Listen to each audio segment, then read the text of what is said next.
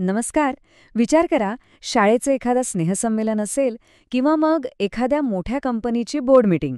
दोन्हीमध्ये एक गोष्ट हमखास घडते.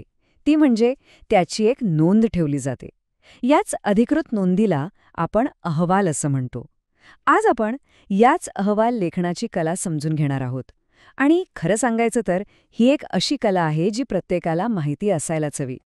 पण कधी विचार केलाय का की प्रत्येक महत्त्वाच्या कार्यक्रमानंतर त्याची अशी व्यवस्थित नोंद का ठेवली जाते?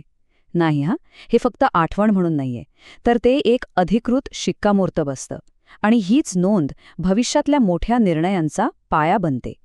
चला पाहूया हे नेमकं कसं घडतं ते. तर आपला आजचा प्रवास 5 सोप्या टप्प्यांमधून जाणार आहे.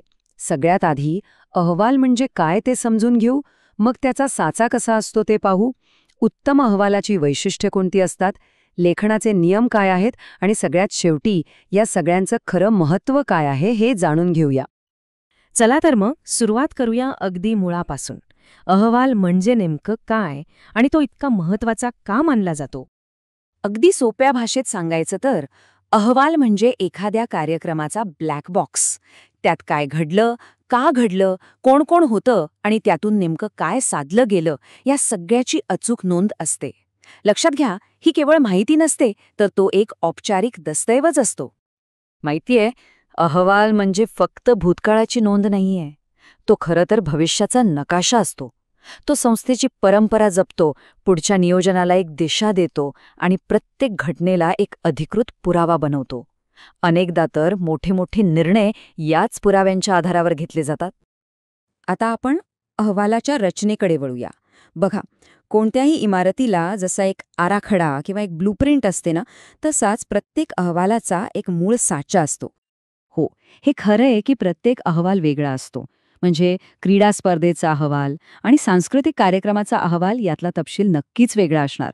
पण जसं प्रत्येक घराला पाया, भिंती आणि छत असतंच, तसंच प्रत्येक अहवालाचा जो मूळ साचा किंवा गाभा आहे ना, तो मात्र तोच राहतो. तर हा आहे तो मूळ साचा. 4 मुख्य भाग. प्रास्ताविक, जे वाचकाला कार्यक्रमाच्या जगात घेऊन जातं. मध्यभाग म्हणजे कार्यक्रमाचं अगदी सविस्तर चित्रण, जसं काही आपण तिथेच उपस्थित आहोत.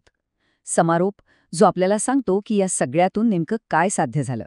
आणि या सगळ्याला एकत्र बांधून ठेवणारी गोष्ट म्हणजे त्याची भाषा, जी औपचारिक आणि एकदम स्पष्ट असायला हवी. चला आता पुढच्या भागाकडे वळूया. एक चांगला अहवाल आणि एक उत्तम अहवाल यात नेमका फरक काय असतो? अशी कोणती वैशिष्ट्ये आहेत जी अहवालाला खऱ्या अर्थाने प्रभावी बनवतात?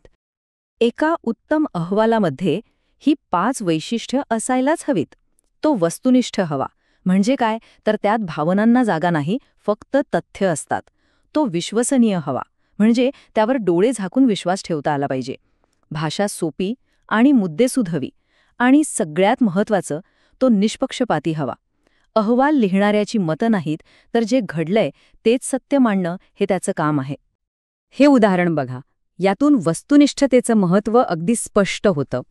सकाळी 10 वाजता कार्यक्रम सुरू झाला आणि 50 विद्यार्थी होते. ही झाली बातमी. आणि एका सुंदर सकाळी असंख्य विद्यार्थी आले. ही झाली कहाणी. अहवालाला कहाणी नाही, बातमी हवी. त्यामुळे नेहमी तथ्यांवर आणि आकड्यांवर लक्ष केंद्रित करायचं. बरं, आता आपण प्रत्यक्ष लेखनाच्या प्रक्रियेकडे येऊया. म्हणजे अहवाल लिहिताना कोणते नियम पाळायला हवेत आणि काय गोष्टी कटाक्षाने टाळायला हव्यात हे समजून घेऊया. हे वाक्य पहा. भारताच्या भवितव्याची जडणघडण शाळांमधील वर्गखोल्यांमध्ये होत आहे. हे कोणत्या तरी भाषणाचा भाग नाहीये, तर हे प्रसिद्ध कोठारी आयोगाच्या औपचारिक अहवालातील पहिलं वाक्य आहे. या एका वाक्यावरून आपल्याला कळतं की नियमात राहून केलेलं लेखनसुद्धा किती शक्तिशाली आणि प्रेरणादायी असू शकतं. तर मग काय करायला हवं?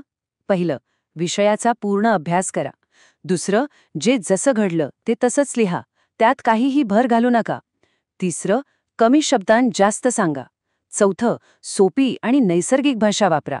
आणि हो, सगळ्यात महत्त्वाचं म्हणजे नावं, पदं आणि घटनाक्रम यामध्ये एकही चूक होता कामा नये. आणि कोणते धोके टाळायचे आहेत? पहिला आणि सगळ्यात मोठा धोका म्हणजे स्वतःची मतं मांडण्याचा मोह. दुसरा, नाट्यमय किंवा अलंकारिक भाषेचा वापर टाळा. तिसरा, अतिशयोक्तीला तर अहवालात अजिबात जागा नाही. आणि शेवटी अपुरा किंवा विस्कळीत अहवाल लिहिणं आणि तारीख, वेळ, ठिकाण यांसारख्या महत्त्वाचा तपशील विसरणं या मोठ्या चुका आहेत. आता अहवाल लिहून पूर्ण झाला की एक शेवटची पण सगळ्यात महत्त्वाची पायरी उरते आणि ती म्हणजे सही. अध्यक्ष आणि सचिवांची स्वाक्षरी होईपर्यंत तो फक्त एक मसुदा असतो. ज्या क्षणी स्वाक्षरी होते त्याच क्षणी त्याचं रूपांतर एका अधिकृत दस्तऐवजात होतं. चला, आता आपण समारोपाकडे आलो आहोत. एक चांगला, व्यवस्थित लिहिलेला अहवाल हा संस्थेसाठी एक कायमस्वरूपी ठेवा का असतो हे आता आपण पाहूया. एक गोष्ट कायम लक्षात ठेवायला हवी. अहवाल हा फक्त एक कागदाचा तुकडा नाहीये. तो संस्थेचा एक अतिशय महत्त्वाचा दस्तऐवज आहे. आज लिहिलेल्या शब्दांची खरी किंमत ही भविष्यात समोर येते. विचार करा, अनेक वर्षानंतर जेव्हा संस्थेला मागे वळून पाहायचं असेल तेव्हा हेच अहवाल आरशाचं काम करतात. ते संस्थेच्या प्रवासाची, तिच्या यशाची आणि विकासाची साक्ष देतात. म्हणूनच प्रत्येक अहवाल हा भविष्यासाठी जपून ठेवलेला एक ऐतिहासिक ठेवा आहे.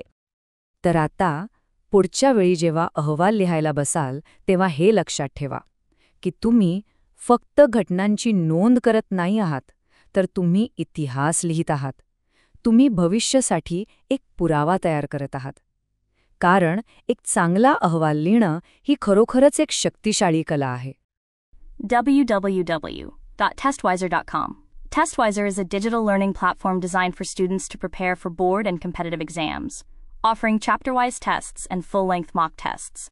Study material like video, PDF notes, DPP, MCQ, theory, and most important, Maharashtra engineering admission counseling across multiple domains.